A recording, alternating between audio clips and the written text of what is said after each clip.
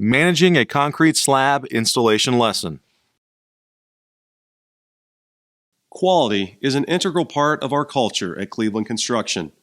Our reputation is built on the consistent delivery of construction projects and quality work.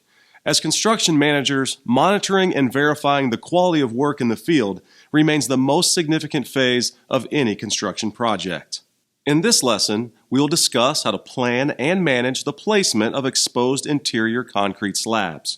We will walk you through the procedures that must be followed, items to verify during planning, placement, and protection of exposed interior concrete slabs. Each phase of placement has unique challenges.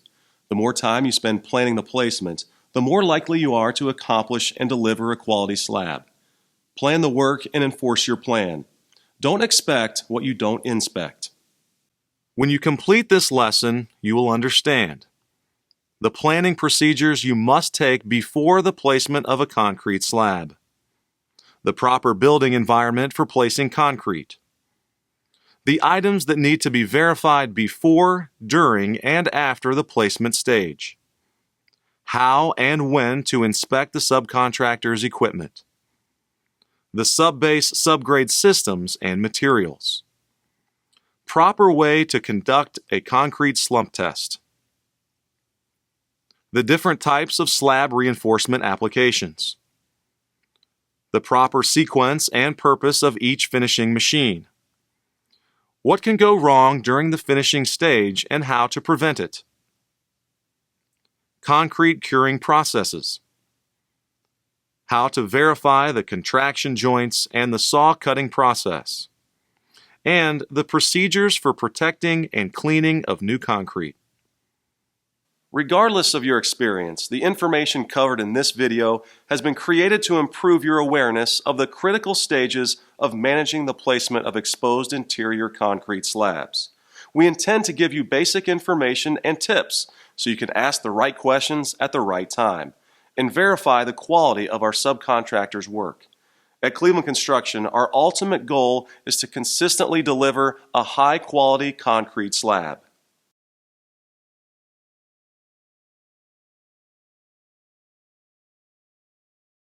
It's 2 a.m., and here we are at the start of the concrete placement.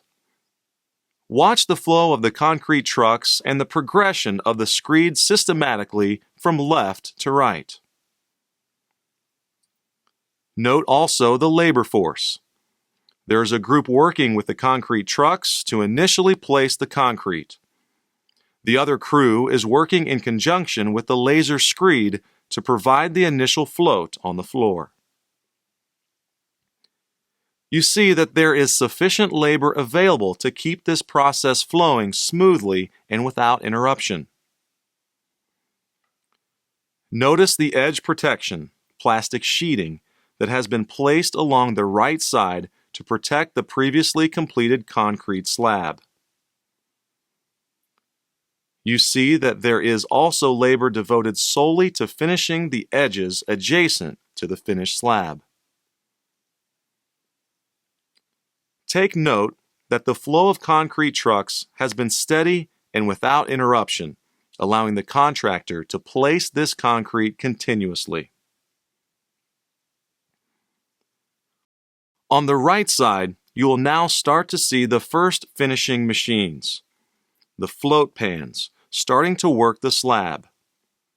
This machine will be followed by the combination blade machine, the trowel blade machine, and then the final pass with a plastic blade machine. Notice that they continuously move one machine further onto concrete, which is ready to start the finishing process. This parked machine acts as a marker indicating that the finishers can progress only to that point. Pay attention to the pattern that the finished machines make. This is very important and will be discussed later.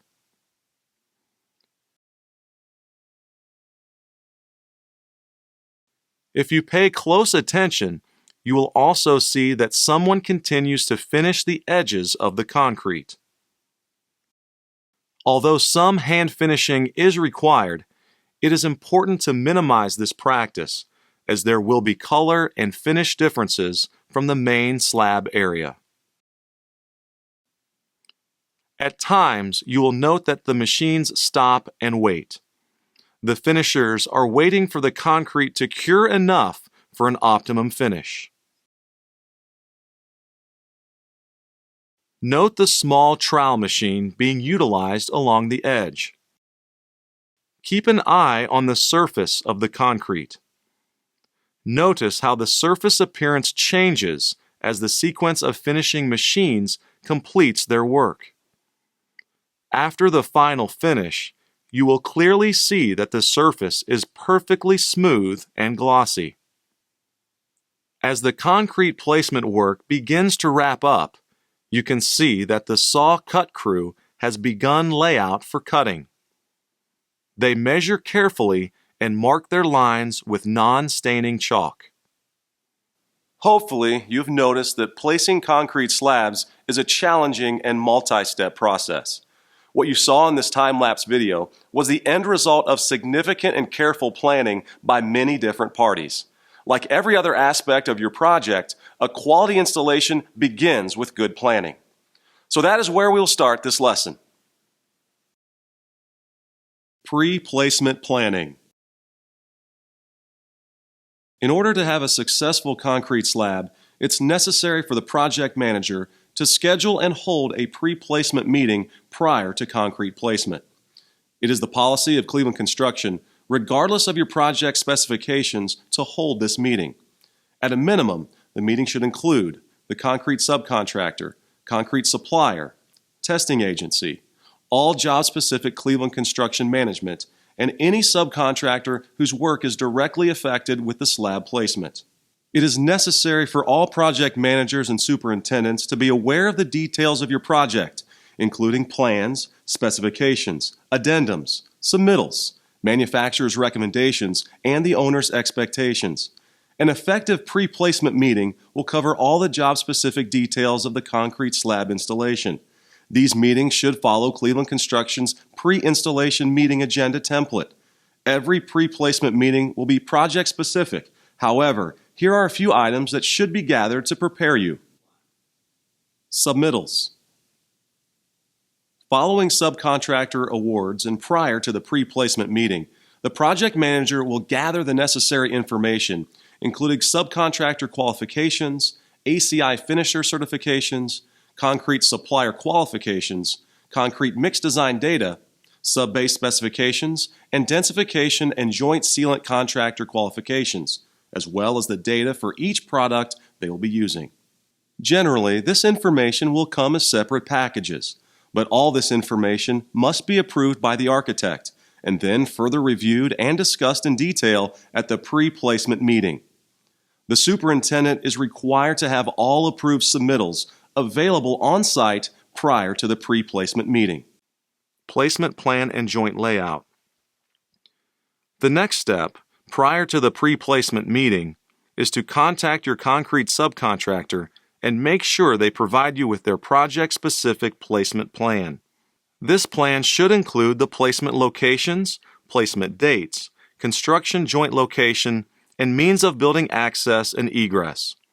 It is important that Cleveland Construction Management then reviews their plan to ensure it follows the project specifications, owner requirements, subcontractors' capabilities, and minimizes construction joints throughout the building. Pre-placement meeting agenda. Each pre-placement meeting will be project-specific, but at a minimum, we'll discuss the details within the following categories: contract document change authorization, concrete placement plan, subcontractor resources, placement environment, soil support system, slab reinforcement, concrete materials, test slab location and timing, a minimum of 2 weeks ahead of time, concrete testing and observation, floor flatness measurements, construction and contraction joint layouts, placing and finishing procedures, curing procedures and materials, protection and cleaning of the slab, burnishing concrete floor finish, and joint filler and sealants. Site logistics. As part of the pre-placement meeting, you will also be required to communicate the site logistics plan that will take place during slab placement. You will need to be prepared to identify everything during the installation, such as the job site entrance and exit, traffic flow, including any signage required on site and in the building, the location of the supplier mixing and staging area, building access points, concrete washout and cleanup locations, proper site lighting, and employee parking locations during the slab placement. It's also important to determine the start times for each day's activities. Most of the time, you'll begin placement early in the morning. Are there city noise restrictions? Have you informed the city or neighboring communities as a courtesy? A little extra communication will ensure there are no issues with the community during placement. RFIs. It is important that as you begin planning for slab installation, that you ask the appropriate questions. A request for information, or RFI, is an initiated communication concerning any discrepancies in the plans. Make sure any concrete RFIs are answered and communicated to everyone prior to slab installation. Testing and inspections. Familiarize yourself with all testing and inspection requirements. Consider all authorities having jurisdiction, certified testing laboratories, and owner's requirements. This may include underground electrical, plumbing, structural, reinforcement, formwork and staking, vapor barrier, slump, air content, floor flatness, floor levelness, and reflectivity measurements. Testing and inspections are required in the specifications for each of these items. It is the superintendent's responsibility to verify that all installed work below the slab is completed, inspected, and signed off before concrete placement. Make sure you also review any open deviations. It's important that these items are addressed prior to slab placement, as it will take a considerable amount of time and work to make any corrections afterward. Furthermore, you must verify that all overhead work is completed. Your subcontractors will not be permitted to complete overhead work during the slab installation or while the concrete is curing. To minimize potential damage to the new slab, it is a best practice to complete as much overhead work as possible before placing the concrete slab. It is important that all this information is reviewed and understood in order to have a productive pre-placement meeting and to manage our subcontractors' quality of work. We are responsible for making sure we're putting in a quality product that consistently meets our company quality standards. A quality plan will yield a quality installation. Placement environment. An important aspect of planning for the placement of your concrete slab is to prepare the building environment and reviewing for proper lighting and temperature. Having a well-established review of these items will ensure that the building is ready for the concrete subcontractor. Building and temperature concerns. First, there are several items you will need to review and consider. What is the status of the building envelope? Is it weather-tight? Discoloration can occur if water is left on fresh concrete for an extended amount of time. Differential curing, which can lead to slab defects, becomes more likely if portions of the slab are exposed to sunlight or the wind. Be sure to thoroughly examine the building and address any issues which could affect slab quality. Next, check your project specifications to verify the temperature tolerances for ambient air during concrete placement. Commonly, during the cold weather season, temporary heat is needed to heat the building. How will adding temporary heat affect your environment? Regardless of whether or not you use temporary heat on your project, fumes will begin to gather in the building from the concrete trucks, the screed, and finishing machines. The effects of this equipment may include increased carbon monoxide. Carbon monoxide is a safety and quality concern that we'll discuss later on. Increased carbon dioxide. We'll also discuss the quality concerns of carbon dioxide later on. These potential safety and quality issues must be mitigated. Your primary method for dealing with these issues is to minimize exhaust as much as possible and to have a good ventilation plan. Continuous monitoring of CO and CO2 levels will allow you to gauge the effectiveness of your ventilation efforts. If levels begin to approach threshold limitations, then you will need to adjust your ventilation process. Here are a few things you should utilize in your ventilation plan to minimize exhaust and achieve good cross-ventilation and airflow. Ensure that all gas-powered equipment is properly tuned and running efficiently. Use equipment with auxiliary scrubbers, which help to reduce emissions. Mandate that concrete trucks must perform their final mixing outside before entering the building. Strategically open doors. Install fans. Open skylights. And utilize open RTU curbs. Keep in mind that it can be very difficult to both properly ventilate and maintain adequate temperatures during periods of cold weather or when utilizing temporary heat. The tighter the building envelope, the more carefully you will need to prepare for these issues. We are required to minimize carbon monoxide, also referred to as CO, and carbon dioxide, or CO2, during the slab placement. What are the limits for carbon monoxide and carbon dioxide? OSHA requires that carbon monoxide levels do not reach 50 parts per million. Cleveland Construction is not only concerned about safety, but high levels of carbon monoxide and carbon dioxide will cause a chemical reaction called carbonization that will lead to white discoloration on the surface of the slab. Review your project specifications, but typically our quality control plan requires that these carbon monoxide levels do not exceed 15 parts per million and carbon dioxide levels do not exceed 4,500 parts per million within 10 feet of the concrete slab. It is important for you to have a plan in place for minimizing these levels before concrete placement, and that these levels are monitored during the installation. Lighting requirements. The lighting requirements will need to be addressed for inside the building. Will you have permanent lighting operational during the placement, or will you need temporary light towers? Insufficient lighting is not only a safety issue for workers, but workers need to be able to see during critical stages of the finishing process. How will you adjust your ventilation plan to account for the additional exhaust if light towers are needed? Remember that the more fuel-burning machines you bring into the building, the more focus you'll need on your ventilation plan. Concrete placement. Now that you have gone through planning and the early stages of preparing for concrete placement, you are now ready to begin the placement process. Subgrade subbase system.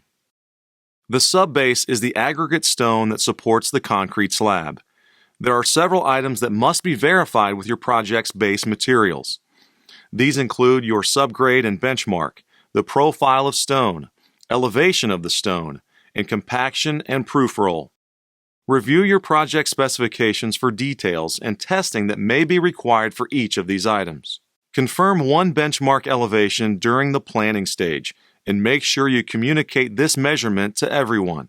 It will also be important to confirm that everyone is working off of this elevation during placement to eliminate the possibility of error. Review what your project's subbase soil treatment requirements are. Such treatments may include termite control as seen here. This photo shows a blue dye applied to the termite treatment, making it easier for the inspectors to verify that it's been applied. It's important to note that your project's subbase must be correct before you can apply any treatments. Review your project specifications to find out if any other additional treatments are necessary. Identify if a vapor barrier is required on your project. This should be further discussed in the pre-placement meeting. Many times, a vapor barrier is installed to retard any water moisture that may come through and degrade flooring adhesives installed above the concrete slab later. If a vapor barrier is required on your project, review the placement requirements. This will include joint treatments, joint overlaps, millage, tautness of barrier, should the barrier be located above or below the base, and review what the ramifications of having versus not having a vapor barrier. How will this affect the setup time for finishing and the curing process. Slab reinforcement. There are multiple slab reinforcement applications. The two most common are rebar and welded wire mesh. For slabs with rebar application, refer to the submittals to verify the size, spacing, and ties when the subcontractor is installing the slab reinforcement. In this clip, you can see the process these workers are using while installing the rebar. Notice that they have marked the ground indicating the space between each rebar, along with the overlap that's required. Next, you'll see them installing the rebar ties. The specific information will be included in your plans and specifications. You may also have other slab reinforcements, such as around doors, re-entrant corners, and at columns. With welded wire mesh, it's important to verify the size and gauge of the mesh as well as the overlap requirements. Make sure that your contractor is pulling the mesh to the proper height during concrete placement. For both rebar and welded wire mesh reinforcements, verify the location and height of the reinforced mat within the slab. Is the concrete contractor using chairs to reach the proper height? Make sure you document, as this work will be covered up, making it difficult to verify later. Forms. Here are some items to verify when your subcontractor is installing the concrete forms. The forms can be made of lumber or metal. Make sure the forms are new, straight, and clean. The forms must have a bevel at the top edge, leaving 3/8 inch of the top surface exposed. A string line must be used to ensure straight forms during installation, and the elevation must be verified. Stake forms every 2 feet and drive stakes below the finished floor elevation. This is important so that the finishing machines can trowel over the top of the forms. Make sure to verify that all accessories are incorporated into the forms, such as the plate dowel or round dowel sleeves, as required in your project specifications. Mark forms as needed to identify the dowels, and verify that the dowels located along the construction joints are installed correctly. Test slab.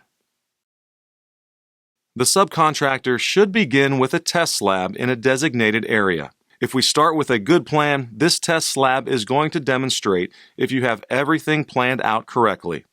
It's also going to tell you about how the concrete subcontractor is going to perform so you can make any adjustments accordingly to meet the owner's expectations and specifications.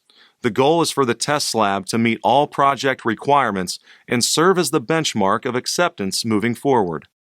The test slab must be approved before proceeding with any more placement. Allow the test slab to cure for a period of time. The timing for the test slab installation should be established during the pre-planning stage so as to allow for inspections by the owner and owner's consultant and approved in writing. Do not proceed until all issues have been addressed. Inspect equipment.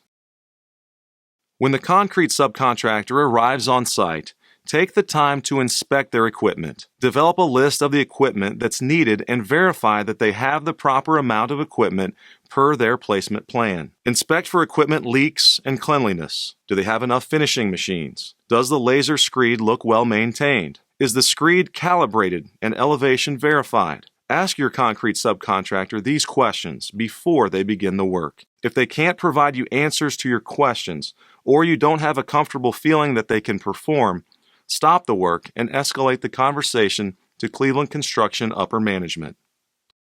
Placing concrete.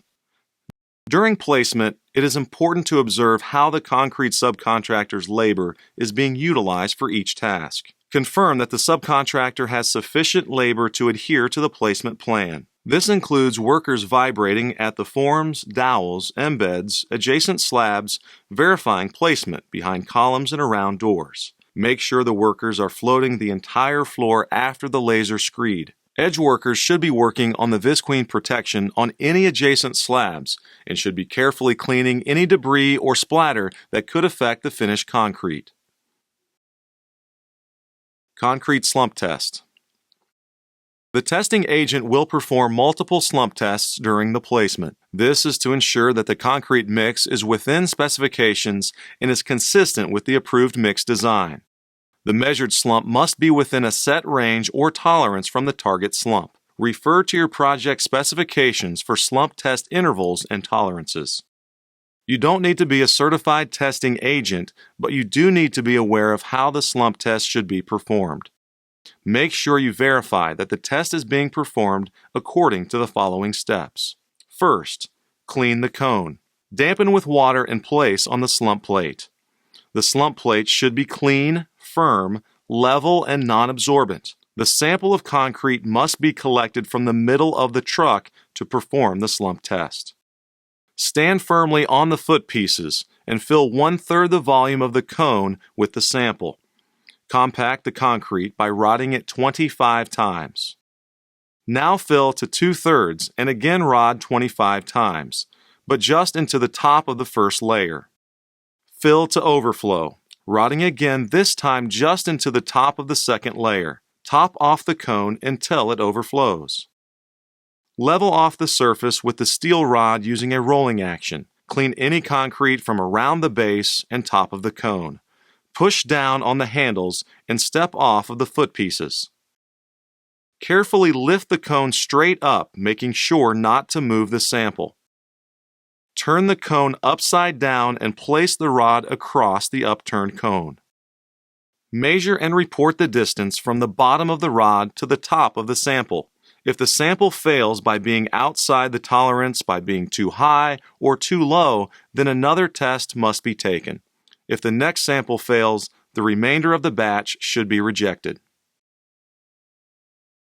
Concrete supplier rep. Your concrete supplier should be on site during placement. Make sure you're communicating with them at all times. Use their expertise as a resource. Ask them questions. You must make sure there's a consistent flow of trucks. Some suppliers are even sophisticated enough to have smartphone applications that can tell you the exact location of all their trucks. If there are large lag times in the product reaching the site, this could affect the overall slab quality when the concrete is cured. Maintain communication with the batch plant so you can prepare for any delays or problems. If you do encounter problems or the concrete supplier isn't able to keep up with the demand, you must have a plan for this situation. Will you call a backup batch plant for assistance, or will you need to bulkhead the placement? Are you prepared for this situation? Protection of the building and work in place. Verify that your concrete subcontractor is protecting the building and current work in place. You will need to protect these areas from splatter with the appropriate protection for adjacent slabs, walls, columns, coolers, freezers, and other finishes. You will also need to have protection in place for drains and pipes. Verifying during placement. Items that are incorporated into the slab will need to be verified as well. As you see here, the plumber must verify the elevation of this floor drain against the overall benchmark elevation. Other items that need to be verified include utility lines, plumbing, pool boxes, refrigeration lines, pile cap elevations, and confirm all lines and column anchor bolts are below finished grade. It's important that you have a plan in place to ensure that the authority having jurisdiction and CTL testing lab inspections happen, but don't rely on these inspections as your only means of inspections. You must also document and take photos at critical points of the process and save them in your project's collaboration folder. You can see here our Cleveland Construction Superintendent is taking a photo of the floor drain you saw a little bit earlier. He's documenting that everything is being installed correctly. This is the part of the process where you'll see your plan in action. During these events, make sure you are verifying and documenting the entire process. It's also important that if you see an issue, that you immediately bring it to the attention of your subcontractor. If they cannot remedy the issue or find a solution, then you may need to stop the placement. Concrete finishing. We have reached one of the most critical stages and really the art of the process, finishing the concrete. The finishing stage is where the slab's aesthetics and durability are controlled. It is extremely important that you are making sure your subcontractor is following the finishing plan as discussed in the pre-placement meeting. This is where things can go wrong with the finished slab. Let's review the timing of the finishing requirements. Before any trowel machines can enter the concrete surface, you must first make sure the concrete is ready. How do you know if it's ready? Well, this is where we rely on our subcontractor's ACI certified finishing foreman for answers. But a general guideline is concrete is ready for hand finishing when it is firmed up enough to only show a 1/8 inch foot indentation and the bleed water from the surface has dissipated. The slab surface is ready for machine floating when the concrete will support a finisher on foot without more than approximately a 1/4 inch indentation, and the machine will neither dig in nor disrupt the levelness of the surface. Allow time for the concrete to stiffen and water sheen to disappear. Since the building environment, air temperature, and relative humidity is different for every project, it is difficult to set a definite time to begin finishing. Verify your subcontractor's finishing foreman is continuously checking these items so he's ready to progress with the first finishing machine. Finishing sequence. Once you have determined that the concrete is ready for finishing, it's important that the finishing sequence is followed with the 4 different types of trowel machines. The proper finishing sequence begins with the float or pan trowel. Next is the combination blades, then the trowel blades, and finally the plastic blades. Floating should never be done if bleed water is on the surface, since floating bleed water into the surface can cause dusting and scaling. Job site conditions during concrete placement also affect the timing of floating. On hot, windy days, finishers may worry about the slab setting too quickly and start floating earlier. A concrete subcontractor experiencing manpower shortages or machine breakdowns may be motivated to begin floating earlier than planned. Planning and discussing these potential situations ahead of time will help minimize the effects they can have on the overall quality of the finished slab. The float pan is the first machine to enter the slab. The pans are circular metal discs with an upturned edge and a bottom profile that varies from flat to slightly curved. The flat pans on this machine are designed to remove humps and low spots in the concrete, while suction and engine vibration bring paste to the surface to produce a uniform and level slab. Multiple float passes usually are needed to prepare a floor for troweling. Each float pass is for a specific purpose.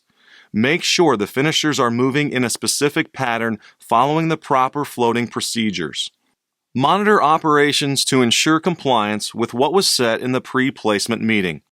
Always make sure the first float pass is perpendicular to the direction of screeding and that subsequent float passes are perpendicular to the direction of the previous pass. Each pass of the pans in altering directions refines the flatness of the floor until the concrete surface stiffens to the point that it can no longer be moved. Floating in only one direction creates a wave, and repeated float passes in only one direction accentuate the wave, which is difficult to remove during restraightening. The float should overlap each pass by 1/2 the pan diameter to minimize the depth of the trough left by each float pass. After the first pass, the finisher centers one rotor of the machine over the mortar ridge. Each pan erases the ridge left by the previous pass. The number of float passes needed will vary depending on the concrete, weather conditions, machine size, and floor flatness requirements. The float machine should always work in 2 directions, transverse and longitudinal, to avoid floating a prominent wave into the floor. The float machine should finish the slab edges at least once before the hand finisher begins edge work. Make sure the finisher doesn't ride over adjacent concrete, as it will create surface scratches and destroy the slab. At no point should water ever be added to the surface of the slab during the finishing process. Adding water will cause surface and color distortion that are permanent defects. Making sure the finishers are following these techniques will help ensure a quality slab and produce a flatter floor finish. Combination blades. For this transitioning from the float pan machine to troweling, combination blades must be used. The combination blades are slow-moving metal blades with a 10-degree angle. The purpose of this machine is to smooth peaks and valleys and keep the surface moving to draw water up to keep the surface wet. The low angle and slow-moving blades make this machine very susceptible to concrete buildup on the blades. This excess concrete can then become dislodged and become incorporated into the finished slab, resulting in unsightly imperfections in the finished concrete. The finisher should periodically remove the combination machine to clean the blades and verify if the blades need to be replaced. The blades have a limited lifespan, and the subcontractor should have replacement blades on hand. Trowel blades. The next machine is the trowel machine. The purpose of troweling is to produce a dense, smooth, hard surface. Troweling is done immediately following floating and the combination blades. No troweling should ever be done on a surface that has not been floated by a machine or by hand. The blades on this machine are typically set around a 25-degree angle, but run at a very high speed.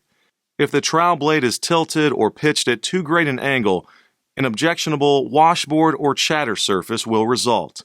These fast-rotating metal blades will trowel the surface 3 times minimum, with the first troweling at right angles. There should be a time lapse between successive troweling to permit concrete to become harder. Burn marks are sometimes acceptable, but should be minimized. Consult your specifications and owner expectations regarding the level of finish and the desired aesthetics. Plastic blades. Plastic blades are used for the final pass on the slab. Plastic finish blades produce a hard burnish, mark-free, high-sheen, polished finish on a concrete slab. The blades are set at the same 25-degree angle as the metal trowel blades. It's important to not overutilize the plastic trowel blades, as they can begin to scratch the surface. Not every slab requires the use of the plastic blades, so consult your project specifications for more details. Edge finishing. The finishing machine should get as close to the edge as possible without running over adjacent slabs, but it will be necessary for hand finishing to occur.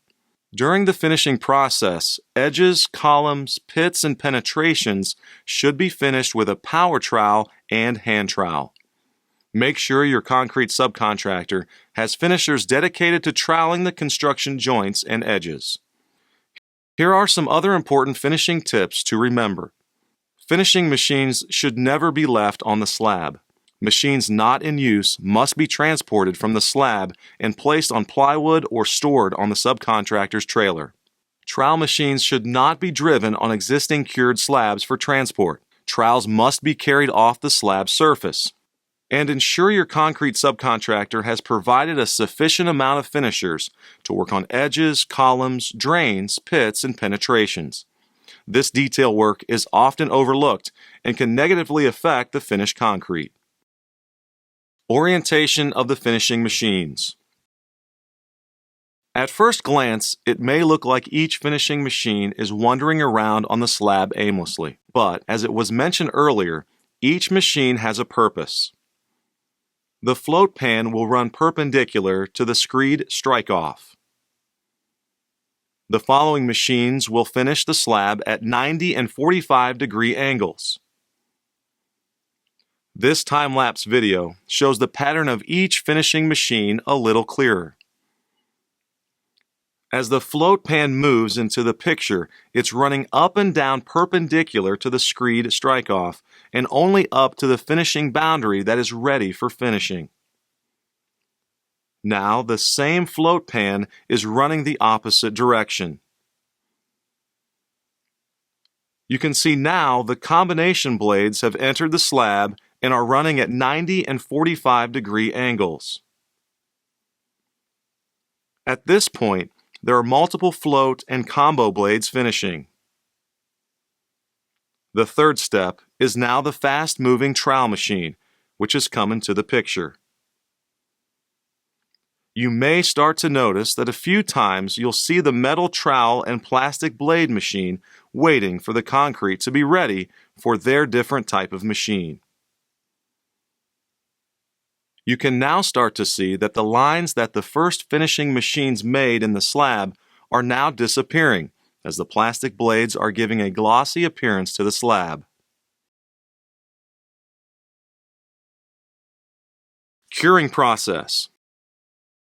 The key to having a high-quality concrete slab is keeping the water in the concrete as long as possible so that it cures slowly. This is accomplished by applying a temporary film-forming cure to slow the loss of moisture from the slab after the finishing sequence is completed. This product will act as a retardant to slow the evaporate in the concrete, keeping it wet longer. It's important that the subcontractor follows the manufacturer's instructions for the particular product being applied. Refer to the submittals to make sure it's being applied properly and that it's not being over-applied. The product will need to be removed before densification, so make sure to note the removal instructions. The other type of slab cure that may be applied on your project is a wet cure. Read your project specifications so you know the type of membrane you need on hand, the methods and equipment needed to keep the membrane wet, and how to avoid wrinkles that create discoloration in the surface. As we stated earlier, the finishing process really is an art that is perfected by skilled craftsmen with years of experience. In many ways, we are relying on their expertise during the finishing process. However, as we have established, there are many things that you can look for to ensure that the finishing process is proceeding correctly. Be observant. Implement what you've learned here, and ask questions. The ultimate quality of the slab will reflect your efforts. Contraction joints. Refer back to your pre-placement plan, drawings, and specifications for the contraction joint layout. Saw cutting should be performed before concrete starts to cool. As soon as the concrete surface is firm enough not to be torn or damaged by the blade, and before random drying shrinkage cracks can form in the concrete slab. Joints are formed using a gasoline-driven power saw fitted with a diamond blade. Typically, contraction joints are made within 1 to 4 hours after the slab has been finished in an area. 1 hour in hot weather to 4 hours in cold weather. Make sure your subcontractor is following this plan. If not, ask why. The project owner, engineer, or concrete subcontractor may add additional saw cuts to prevent cracking. Project specs typically allow for additional saw cuts, but make sure to have a conversation with your subcontractor as to what the new plan will be. You should be inspecting the entire process before any cuts are made. This inspection includes the following. First, the subcontractor must use non-staining chalk to lay out the saw cuts. Workers may be snapping chalk lines while another set of workers begin cutting. Second, inspect the saw cutting machine.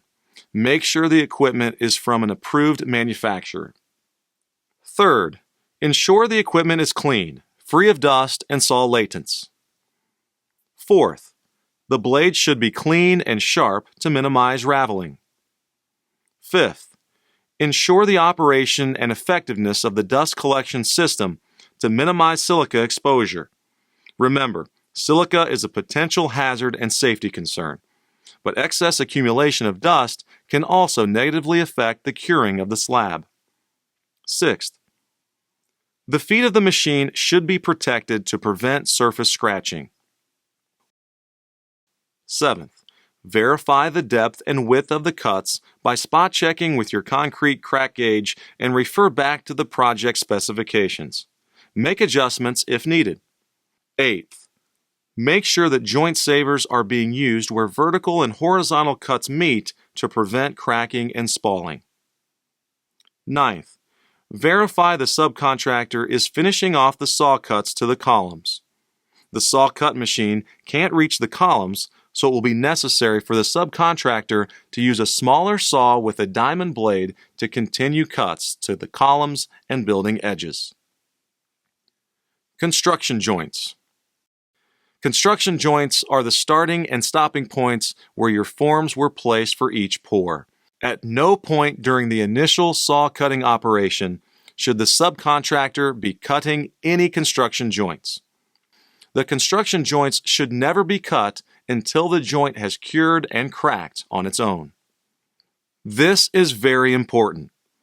This image you're seeing is what happens if the construction joint is cut before the concrete is cured.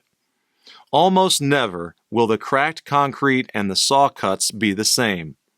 This is grounds for the entire concrete slab to be rejected by the owner. Cleanup. Even though the saw-cut vacuum system will remove the majority of concrete silica dust, it's still necessary for the hand cleanup of any concrete dust that remains on the floor slab, usually around the cuts themselves. Make sure they are disposing of the concrete dust properly according to your disposal plan. This also includes the dust collected from the vacuum system. Protection of new concrete. Now that you've gone through all this hard work of preparing, organizing, and following through with your plans to install what should be a high-quality exposed concrete floor slab, you must protect the new concrete until the project is turned over to the owner. This protection begins with communicating the duration of foot and vehicular traffic prohibition to all subcontractors. This communication should be made well in advance of the concrete placement so all your subcontractors can plan their work accordingly. Have a plan for protecting your new floor slab. Here are some things your plan may include: the use of ram boards, X covers, carpet, craft paper, cardboard, breathable covers and tape, protection from impacts. Do not allow materials to be stored directly on the slab, such as rebar, soil, and chemicals. Lift diapers and non-marking tires. Establish a protocol for cleaning spills. No pipe cutting equipment on the slab. And establish an eating and drinking prohibition. Set the protection expectations with your subcontractors early, and it will be easier for you to enforce. Next, establish a cleaning and scrubbing protocol for the slab. Before any machine cleaning, make sure the floor gets swept up. Any screws and debris not picked up off the floor could get caught in the squeegee pads and scratch the floor. Also, don't assume that the worker that is responsible for operating cleaning equipment knows how to properly use the machine. Take the time to train them to properly operate the machine. Empty the machine. Clean the machine and what scrubbing pads should be used. Communicate to them that potentially significant damage can be done to the floor slab if precautions are not taken. And finally, talk to the densifier and joint filler subcontractors to make sure you know when you should stop scrubbing so you don't interfere with their work. We have established that managing the placement of an exposed concrete floor slab is an extremely complicated process with many steps.